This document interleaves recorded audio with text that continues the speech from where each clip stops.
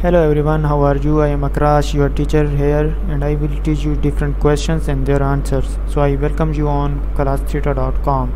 So our today's question is Petroleum is a mineral or true or false? The answer of the question is false.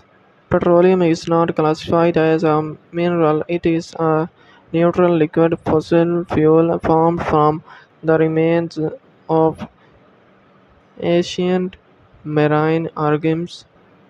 Minerals are naturally occurring inorganic substances with a defined chemical composition and crystalline structure, while petroleum is an organic substance.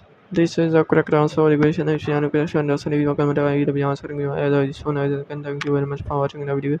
Please don't forget to subscribe, like, and share our channel.